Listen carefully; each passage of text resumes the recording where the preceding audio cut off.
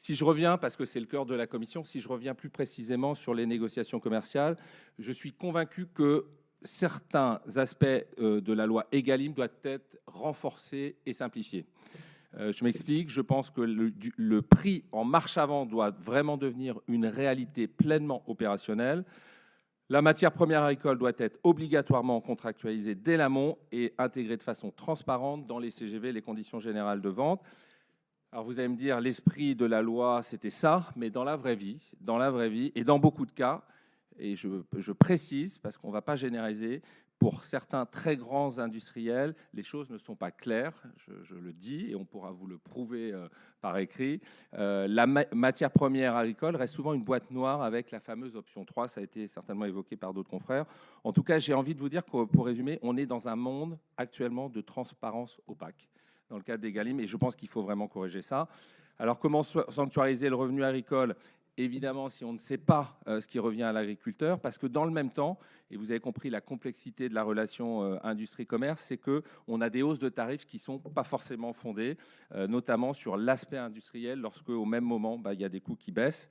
Nous, on a la lecture, ou tout au moins le sentiment que nos consommateurs ne se sont toujours pas remis de cette crise inflationniste. Ils ne se sont pas remis parce que leur alimentation a pris 20% en 4 ans. C'est ça la réalité. Donc, il est légitime aujourd'hui qu'ils bénéficient des baisses de coûts lorsque celles-ci sont avérées quand ils viennent faire leurs courses dans nos intermarchés. Pour une partie des plus grandes multinationales, la matière première est instrumentalisée, je vous le dis, comme je le pense, pour éviter toute discussion sur le coût de production.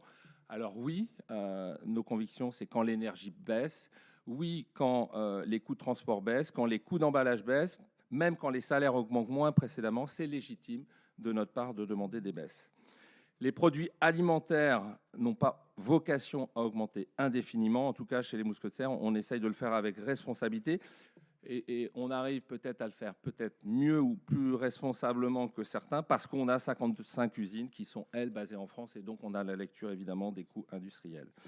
Je souhaite rappeler que sans les négociations qu'on a menées pendant le choc inflationniste, l'inflation pour nos consommateurs, ça n'aurait pas été 20 ou 25, ça aurait été 40 ou 45. Donc c'est quand même important de se dire qu'on avait cette responsabilité d'être un amortisseur à cette hyperinflation. Il est donc nécessaire qu'on remette, selon moi, de la transparence, de la simplification dans un cœur de dispositif qui est bon à la base.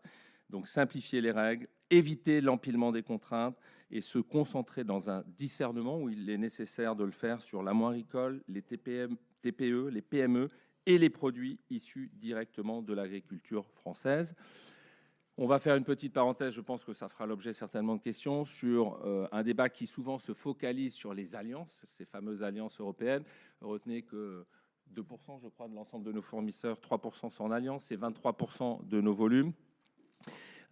Et donc, il ne concerne que des groupes qui font 1 à 100 milliards.